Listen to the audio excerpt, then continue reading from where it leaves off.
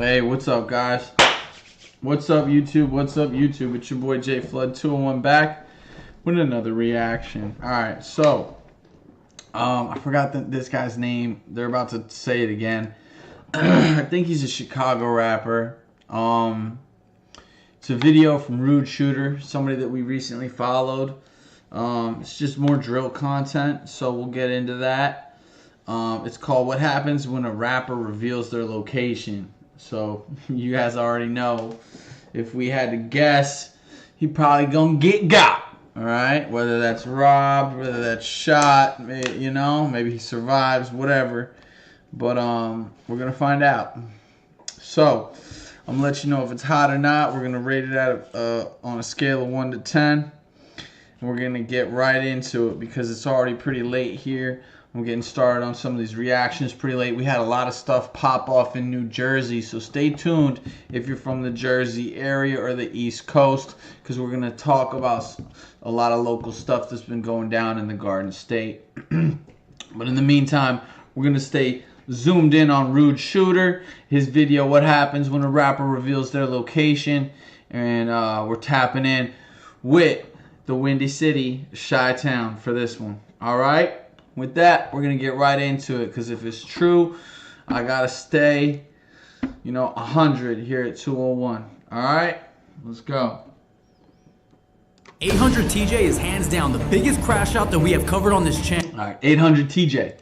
From dropping his location and provoking his ops, to being tied to a funeral shooting that resulted in the infamous Wooski being shot in the head, 800 TJ has made it his mission to become the top op in Chicago. After losing some of his closest friends to an endless gang war, 800 TJ would continue to rain havoc on the streets of Chicago in the name of his fallen members. The street is riddled with shell casings from gunfire. In all, police say 6 people were taken to several hospitals. He on some other shit that he ain't never coming home for. Just know that. Happy holiday, your homie finna die. Pull up. No, y'all at the deep as hell. Damn. Okay. Pull up. I'm out here taking them shit. You not even in front of your building. Your building right here. Go on Your building right here. Go on stage, man. Can I get out with you today? Yeah. You know, Lil Wild. Where you at? Where you at? I'm in the car right now. It is, man. My niggas be scared to play ball. Who killed who? Like, how federal, man, like... The woman and a man were shot in the head yesterday. The man is still in the hospital in critical condition. 2 children who were also in the car at the time of the shooting were not hurt. Wall Street makes it very, very difficult. Damn, already intense, right? Pretty fucking wild. I love his quick edits are great. I quickly realized that this stuff is like, his quick edits are really great. I gotta hand it over to Rude the Shooter. I don't know if he's editing his own videos, if he's paying, if they're, you know what I mean? I think a lot of these channels are starting to realize that the formula is to pay people to do this shit, to write kind of like a script, put that script into like an AI generator, render it themselves, and then get some of these animators to do their intro and their outro, and then the main stuff is like they've done that themselves, but that like intro is like a bunch of clips all cut together. And I think that they're outsourcing that. I don't know if they're doing that all themselves or if they're outsourcing this, but I think they're outsourcing it. But who knows? Maybe I'm just not on their level yet. That's why I stick to the lives, if I can be honest. I like to record. Hit record, go for it. Everything I'm recording is now. It's in the now. You guys can watch it later, but like, it's also like, these are my videos, and this is my format. I do it the same every time. I just happen to not be into really editing like that, so I just go live with it, record the whole thing, and then go for it. But I definitely see the importance of making these long or like full-length edited videos with great graphics and stuff. I mean, it's grabbing, 800 TJ, the documentary. TJ was born and raised in Chicago, more specifically off 93rd and Cottage. After eventually moving to 61st... Why have I heard Cottage? I feel like I've heard that a lot when they talk about Chicago, but maybe it's, my boy's over there on like 63rd or 64th. near the University of Chicago. Cottage. It was around 13 years old. TJ claimed that he had jumped off the porch, and even catching his first case at this age for a stolen vehicle, being raised with one sister and one brother, who we now know is 800 Semi. TJ claims that his father was in and out of prison. Maybe it's 59th and not 64th? Yeah, I think it's 59th. I'm sorry, guys. Wherever the University of Chicago is, that's where my boy is. But he's not far from, like, these hood-ass areas, which is always kind of shocked me about, like, University of Chicago and where my boy stays at. In his whole life, leaving his mother to take care of the children alone. TJ would then start to attend Chatham High School. And this Chatham's supposed to be pretty good, from what I remember. It's not, like, I don't know if it's, like, hood, but it's, like, it's not the worst one. This is where he would start to get sucked into the street life. TJ would continue to be known as the snake in the neighborhood, who is known to backdoor anyone who gets too close. In order to understand the life of TJ, you must know about the gang 800, aka the Snakes, who would really earn this name by the shady way they move around. 800. Yeah, isn't 800 the same set that, like, they went on, like, that robbing spree, and then they killed the people that they went on the robbing spree with? Right? And then they made, like, I think they made 1090 Jakes, or they made one of those channels, like Vlad, or they made, like, some crash out page, you know? 800 is made up of Chicago's Mickey Cobras and would really get their reputation in 2018 after their op Dusky was killed, and 800 would spin the block during Dusky's funeral. During this shooting, famously known Wooski would be shot in the head, along with 5 others. However, surprisingly, no one would be killed during this shooting. From 91st to near 93rd Street along South Cottage Grove in the Burnside neighborhood. The street is riddled with shell casings from gunfire. In all, police say 6 people were taken to several hospitals. The most severely injured is a man who was shot in the head. He was listed in critical condition at the University of Chicago Medical Center. Later, Chicago's Big Mike would indirectly confirm that 800 was involved in the shooting that hit Wooski. So you saying it was some niggas from 800 who did that to Wooski? Man, everybody know who did that to my brother. The whole streets know. The nigga who did that to him is Bucks. He got charged for it? No, he on some other shit that he ain't never coming home for. Just know that. Right. TJ would only be about 16 years old at this time and would fall in love with the street life. TJ's antics would really start to gain notoriety around age 18 when TJ and 2 others, Lil Fats and Boss Smooth, would set up a gun trade with known MTG 039 member Curio. When they met up, things would go left and would end. I heard of this. And Curio tragically losing his life. Later, TJ would be seen on social media flexing the gun that he took that day, and this would set the tone. That's how I heard about him. Is I was like, he's that guy who they killed the guy for his gun, right? And then he flexed the gun later that day.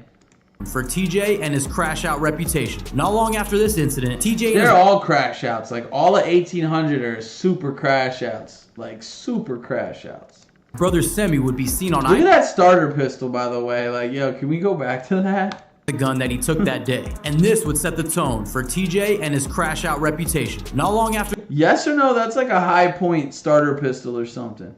Like, what the fuck is that, bro? Oh, no, wait. Okay, nah, that might be like the like a 1 or 2 shot extension. You know, like the extended clips where they add like 1 or 2 rounds, maybe 3, like the 1 in the chamber and then 2 more at the bottom, right? So you get like a 3. It's kind of like adding 3 bullets to your clip, right? At least it's something like that, right? That's terrible. To your magazine, not your clip. All right. So you always have 1 in the chamber, right? At least usually. And then if you got 2 extra at the bottom, that's like, 2 extra rounds in your magazine because of this small extension, this small like little boost extension that it'll put.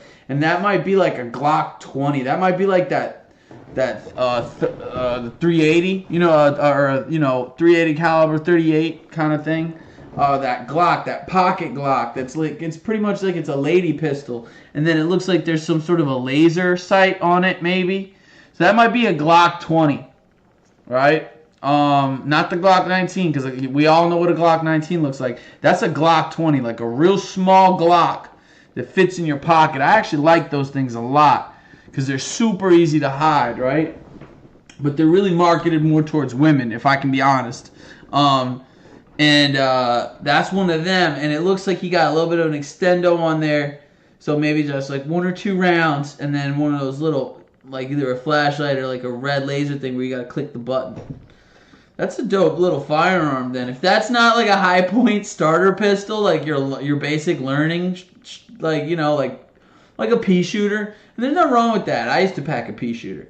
But like, you know, if that's not one of those, that's like a Glock 20. After this incident, TJ and his brother Semi would be seen on IG Live lurking around the ops neighborhood, looking for trouble. Y'all got Christmas decorations. You'll always miss me with that shit. Why do people literally post them spinning the block and shit? What are you doing? You're just giving evidence to law enforcement. I understand y'all want to chase this clout. Y'all want to be real or be seen as like real on the internet. Like, yeah, look, I'm real. I really spin the block. I really go looking for my ops. Like, I'm really out in the field. Bro, you could do all that and still not post it. Let's see. Happy holiday, your homie finna die. This sort of behavior would become regular for these two, especially after they would eventually set up another op during a gun exchange. When 800 members would set up and backdoor Face World member Bando Hothead, aka Hottie. Things would then continue to get worse after TJ would lose 2 of his closest friends only months after this incident, when 800 Boss Smooth and 800 Franco would both be killed within days of each other. This would clearly have a huge impact on TJ, and if you thought he was a crash out before, things were about to get way worse. To wrap up 2020, TJ would slide through the ops hood and post to IG, just flip through Western and Talman and whatever else. Nobody ever out at this time of night. Clearly, TJ was on a dark path, and things would not seem to get any better, after TJ and his brother, Semi, would both get picked up and arrested on gun charges. To say that TJ had a rough time in jail would be an understatement, after there would be footage leaked of TJ getting in multiple altercations, including even getting jumped by 2 members of his former gang. Then, not too long after their arrest, 800 members These are the 2 that crashed out. They went and like tried to rob an armored truck or something, right? With like 2 other people. So it was like 4 guys in total that went to go rob an armored truck. These guys failed at robbing the armored truck. So then they went on a robbing spree for like cell phones. They went to like 3 or 4 Boost Mobile stores, robbed the cell phones. After that, they killed their 2 accomplices because they didn't trust them about the earlier attempt on the armored vehicle. So after they whack their 2 co-conspirators, then these 2 guys take the stolen merchandise from the Boost Mobile stores, right, and carjack someone to get a new vehicle, right? So they're essentially like on a crime spree. When they get the new vehicle, they leave the dead bodies in the old vehicle that is associated with the previous crimes, right? Take the new vehicle and speed out of the area, blowing through signs and stuff like that. Now, I don't know if they're being chased by the police yet, or if at this point they have somehow evaded police. But eventually the police get a call in from the person that was carjacked or from witnesses that saw the carjacking. The police are alerted to the carjacking, go looking for the vehicle involved in the carjacking because they believe that the carjacking is linked to the 2 dead bodies that they found in the car that was linked to the armored vehicle heist that was failed, right? They might not even know about the Boost Mobile stores yet, right? And then they just trace all the little cars, right? They just trace all the reports being like, man, this is all happening in the same day, like over this 6-mile area. Like, this is weird. So they just follow up on these investigations. They find the 2 dead bodies of these guys, these accomplices, and they follow the reports. These guys hear the sirens in their area, hop out of the stolen vehicle and start running through backyards, right, on foot, right? Jump in and like barricade themselves in somebody's house, doing what is essentially a home invasion, right? And the cops eventually get like calls about like 2 people hiding out in houses, right? And so they get into like a little bit of a shootout with the police, if I'm not mistaken. And they're either killed by police or they're arrested. I can't remember. I think that these 2 are arrested and they're still in prison for this. But let's see if they cover this or not. These are also 2 800 members. The more of like famous of the crash outs of the 800 crew set, the Snakes, right? The Mickey Cobras. Fats and Twan would be arrested and convicted for the murder of a Face World member. TJ would serve about 6 months after he would be released in May 2022, and of course would take to IG to post a picture with 2 guns. The following month, TJ would be seen on live with the ops seemingly self-snitching after admitting to 800 killing Hottie and 069 Kill Smooth. He just wanna Alright, let's see. I get my jaw shot for merchant on Hottie because we on merchant on Hottie, but on Banso, that's Bino work, nigga. On my son, nigga. Alright, we steady saying that we know the specific person who did it. TJ would continue this pattern of dissing his ops and then dropping his location, only provoking his ops to come after TJ, starting beef with damn near everyone in Chicago, but more specifically, Wooski and Bando KD. We would even see TJ on live with Bando KD, and towards the end, TJ would drop his location for a shootout. Pull up. No, y'all at the deep as hell. Damn. Okay. Pull up. Why y'all be on your own block? Come on your block. What y'all got on y'all? They ain't got shit. Oh, man. What's this? Elwell, man. Y'all not on shit. Elwell. Yeah. Pop out. Y'all know what's going on. Y'all just trying to woof. Yo, these guys are fucking maniacs, bro. They're fucking maniacs because I don't know how easy it is to get a gun out there, but they really, like, not even bout it like that. Like, they ain't got money like that, bro, but they all got Glocks with switches.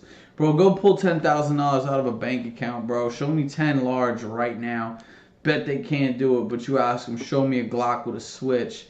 They fucking do it in, like, 30 minutes. Or call their homie pull up with a Glock with a switch. It's crazy. Tell them, yo, pull out a fucking, you know, a Draco, pull out a fucking this or that. They're pulling it out of a backpack. But you tell them pull out 6 large, 7 large. They can't even pull a couple grand out. Crazy, bruh. Walk to the corner, okay. That's what block you on. I'm finna show you what block. Bloodhound TJ would be declaring himself the top op of Chicago by a landslide, to the point where he knew that he had to capitalize on it. It was at this moment that TJ decided to drop his infamous track titled Fuck the Ops, which sits at about 90K views to date, and would have fans making breakdown videos of all the ops that TJ would diss in this song. We spent the round call 2 in a stretch, shoot up the funeral, who's got tapped. DJ was low feet, neither. Nap high head, don't need no switches. Took pulling up Terry, I sit in the back. We run the hose like it was a lap. Chanel on my feet, it costed a rag. Dior on my shirt, just check the tag. Boy, you broke that shit ridiculous. Kurt got clapped, it's been a little minute. If I fuck this, be on with it, remember? Say you got shooters, my niggas killers. Open them up, we paint a pit. Open his neck, it was to a fish. For the shell, putting her sleeve was dizzy. Piss on his grave just so he could feel it. Been had 10K before the pit, then bears died of me. I forgot to mention. Celebrate him like it was a Christmas. Shortly after, TJ would be hunting down his ops on Eberhard, looking for Lil Tay. It would seem at this point that TJ would take a break from beefing with Bando KD and focus his beef on Lil Tay. However, TJ's tough guy persona would start to deteriorate after his former gang would come out, and Jado would say that TJ was getting jumped in jail for switching to 800, and that when he was a part of Burnside, TJ was nothing more than a store runner. But of course, TJ would be back on his bullshit once again, on live, dropping his location with, you guessed it, Bando KD. But this time, he would have 757BA, I think that's how you pronounce it, on live also. Bay Street, go on, Wait, so he used to be a different gang, but then switched to 800. That's how you know 800 is either washed or they're just all snakes. And I really mean that, like backdoor artists, all just grimy, low down, like not really loyal type dudes. They're just in it for themselves. Who can make money? Who can we rob? They're like, you know when like you got a bunch of like whack ass people that are always down bad, and one of them has like a little bit of brains, but the rest of them is all like just the goon type, like take directions, like, yo, I know this person who I've been friends with for 4 years, and his mom gives him money on like Saturday or something like that. Like every Saturday his mom gives him like $100 or something like that, bro. I don't know. Or he's got this little job over there at like the, you know, at Wendy's, and like every other week he gets like $700, and he's been saving it up for like, you know, a couple years. Like they're gonna like whack out or like backdoor like one of their like legit homies just to like get in with like a bunch of like other scumbag dudes that like they know from like remedial classes or like from juvenile hall or from county or something, that like used to pick on them in county, but they always wanted to fit in or something. Like that's these guys. These guys are like, man, I know exactly what to do to make Marcus like me. He used to always make fun of me because I'm fat, or he always used to make fun of me because of my dreads. But if I get him this lick, then he'll have to let me in his cool kid club, 800. Like, these guys are fucking losers, bro. Man, go on state, man. I'm not saying they're not about it. Like, a lot of these guys are really about it. They're grimy. They're fucking slime balls, bro. They're fucking dirt bags, bro. The biggest scum you ever met in your life would slap their mother. You know what I mean? Would rob their uncle. Would fucking... They never met their dad a day in their lives, right? You know what I mean? Like, bruh. Their mom's a crackhead. Or their mom hates them, right? Like, that. These are those kids. Like, you know? Or their little sister takes care of them because their mom's always outside. Like, type of shit like that, bro. These kids... And honestly, I shouldn't like say that because clearly they don't have like love or structure, and they don't come from good environments, and that's how they end up in a gang like 800. But like, it's not like these other gangs are like super moral in comparison. It's just, it's noticeable how like at least other gangs are like kids they grew up with in the neighborhood, and they're protecting each other, and then they get to a certain age where like fist fights turn into gunfights, right? Knives become Glocks. Like, everything is upgraded with the times. And where does the beef go down? Well, they're not writing, you know, who's gay or who's beefing with who on the fucking bathroom, you know, like graffiti wall anymore. No, they're doing it on social media, right? And they're bashing each other. They're putting each other's deads in the songs, right? And so it's all going down on like live. But these are those kids that like couldn't get in those gangs because those gangs have like actual structure, or like grew up together and like have been through some stuff and have meaningful ties. These kids don't have any friends, and so that's like the gang of like no friends. You know what I mean? Yeah, you not even in front of your building. Your building right here. Go on stage. Your building right here. Go on stage, man. His ops would also call TJ out, saying that he never actually knew his OG homies that died back in 2020, like 800 Big Smooth, and that Franco was the only 800 member that TJ knew back then. You don't know neither one. You don't know Smooth. You don't know nobody. What you talking about? So what the fuck is you talking about? Only motherfucker you know is Frank. It would seem that TJ hadn't even lived in the neighborhood that he would go live in, and in this clip he would explain why. Everybody, all you little TW goofies that wanna, I'm on your block in Red Rock on Calvert West, we don't have no crib over there on Vert Hill. There's cameras all through that bitch. It's a college over there, all type of shit going on. Y'all ass police on Vert Hill. Like, who says shit like that? I'm not gonna come through that knowing what's going on over here, like on Virgin. Then shortly after, TJ would suspiciously fresh out of the hospital with a bandage on his neck, join another live with his ops from M Block. DIY, crazy name by the way, would flash his chopper saying, "I'm on the way." They probably saying my shit whack. They gon' say I've been on lax. I say fuck the ops, they know it's bad. Fuck the ops, they know it's bad. What the fuck going on with your neck, blood? Shit. Little scar. You look a little skinny, blood. I ain't gonna lie to you, folks. Can I get up with you today? Yeah. You know, Lil Wild, where you at? Where you at?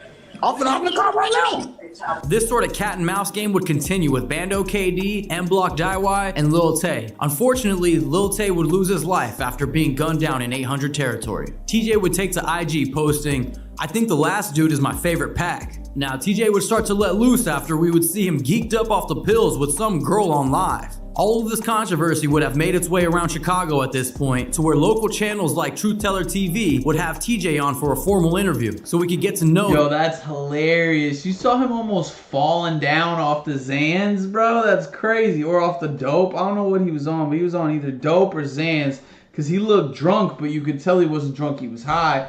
And then that little girl, bro, that girl looked like she was 16 years old, bro, 15 years old. Who knows if she was an adult or not? And I don't know how old TJ was at the time. But that shit wild, God. That shit wild.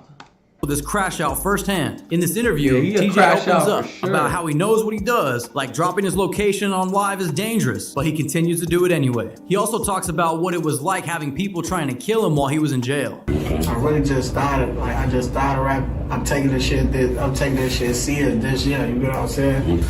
TJ, I be watching your lives. They always going viral, but it's something about that make me cringe when I look at your lives, TJ. You one of the guys who will show the location. Why is everybody putting up with ads like it's 2010? Like it's 2025, Wow. just use Pi. This Chrome extension takes... Look, they thirsty. They on the hunt. You don't think that's dangerous? It is dangerous. It's dangerous. My niggas be scared to play ball. But niggas know who to play with. How is it when TJ walk in the county? I would think it's just loud screaming and roaring. Everybody know you is now. Oh, yeah, every time I come there, walk on that. Hey, where you from? I'm from 800. Who they? Who that is? Who that is? Hey, what? That's TJ? Ooh, I don't know. Oh my cousin, it's not going like that. Oh, scratching through the door. Whoever. Anybody first. I don't care about none of that. I get moved just like that. I ain't standing on no deck though, but it's a lot of niggas over there that's trying to jump me or kill me in any game like that. You know what I'm saying? I'm sure they are. I just feel like I'm gonna take off on their ass. You know? Go ahead. I ain't just gonna walk off the deck like I'm just big, like I'm banking myself. You know? Right. You said banking yourself. What's that saying? You don't want to be there no more? Yeah, like basically, like PC. I know a lot of niggas so basically, like PC. A lot of niggas moving off the deck. Like, what you moving off the deck for? So is that something you don't supposed to do then? Hell no. He would, in fact, make it to his 21st birthday and would take to IG for a good old-fashioned birthday post with a sinister caption reading, "Where they go, we killed they folks." In March 2023, we would catch TJ in the studio working on another diss song when he would suddenly be picked up by police yet again, this time on multiple charges, including resisting, drug possession, and firearms charges. He would eventually be sentenced to 8 years with 50%, but would only serve 8 months after getting his time reduced. TJ would be released in November 2023, hitting the streets, sliding on ops, and dropping his location like usual. But this time, he would be flexing 10K in cash and a new AP watch. TJ would be feeling himself big time after coming home from this last bid, after he would also be seen flashing his switches on live and then cutting off his ankle monitor. TJ's story would have made its way around town at this point, and he had earned an interview with On a Couch TV. In this interview, we see TJ intro himself with 2 handguns, saying, "Y'all can push peace all you want. When I see a op, I'm smoking their ass." He would also talk about what it was like during this last stint in jail. Hey, look, from the pill out, Y'all go follow me on IG, man. Y'all go follow me on IG, baby. Hey, y'all look. Right, man. You think that's cool, man? You be on the internet telling admitting to the time beef and Pepsi though, like who killed who? Like federal, man. Like. So how y'all feel about the push the peace movement and all that? Like, I ain't gonna lie. They can push P all they want to. I see a op on. Hey, look, you feel why the niggas can push people? We snakes, you know. Yeah, we know we bouncing out. It wasn't long after this interview until... That is the wildest shit I think I've heard. Like, what the fuck, bro? Lil Twan, the one in prison for murder, would call out TJ, saying that he never put in work and doesn't... Your ass a goofy, you was just OTP, you ain't saying none of TS. You ain't did shit since you been 800. You don't even own a gun. Stop merching it on Franco and Lil Mike. Keep their name out y'all mouth. Y'all homie a rat. Fuck you talking about.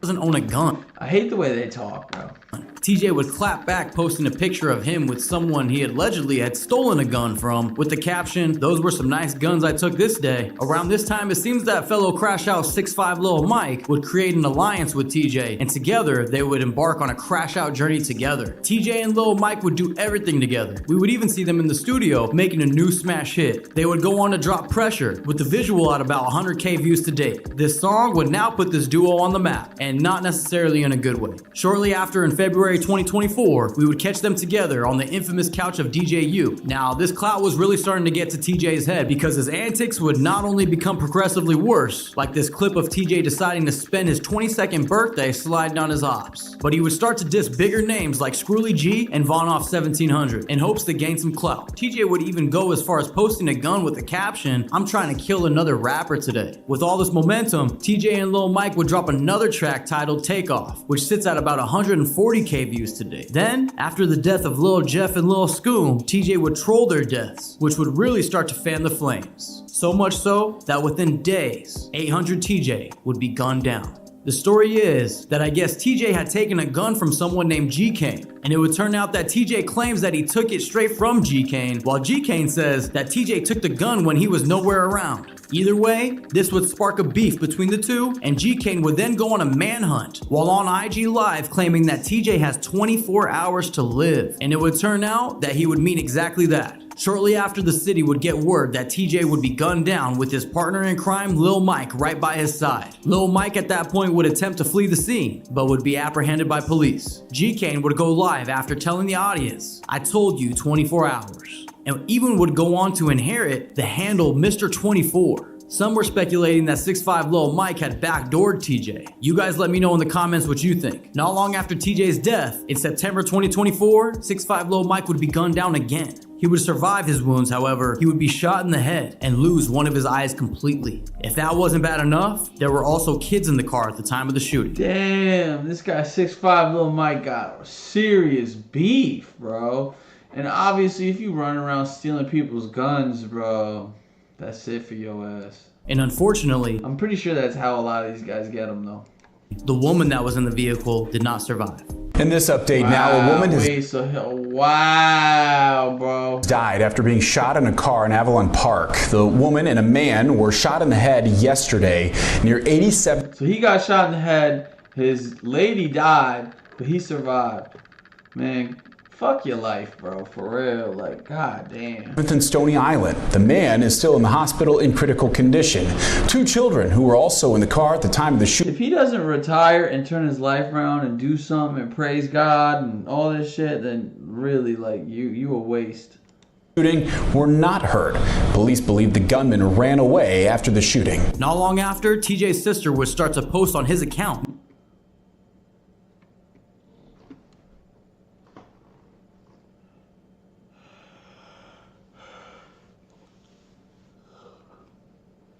Making backdoor claims, even tagging her alleged suspects, saying, "It's up with anybody about him." She would continue to crash out even worse by speaking in the first person as if TJ was posting, saying, "Damn, you still using my name for clout? I'm still that dude in the grave, and you know that." Let me know in the comments how you guys feel about this. Now, this generation has definitely taken the streets to another level with gun violence and everything that has to do with their beef. 800 TJ is an example to the kids on exactly how not to move. Now, I can't say too much, considering we are all a product of our environments. However, I just hope that TJ's story will send a message to the youth on how street life will always lead to the same two outcomes. Thank you guys for watching. We just hit 9,000 subscribers.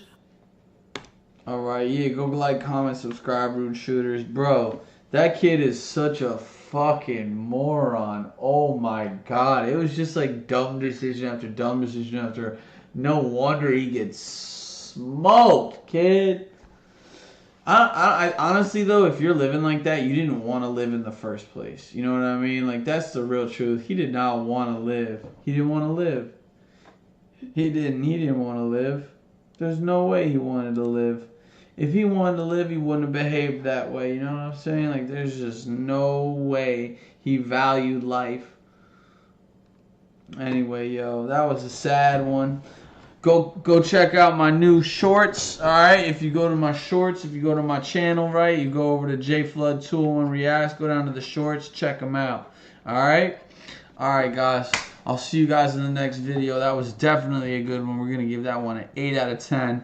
Suspenseful, filled with good edits, lots of super clean footage, and RIP to everybody who lost their life. All right, go to that man's channel, Rude Shooter. Like, comment, subscribe to his shit, because that shit was dope. And hopefully we can get on that level soon with our edits. Alright, I'll see you guys in the next one.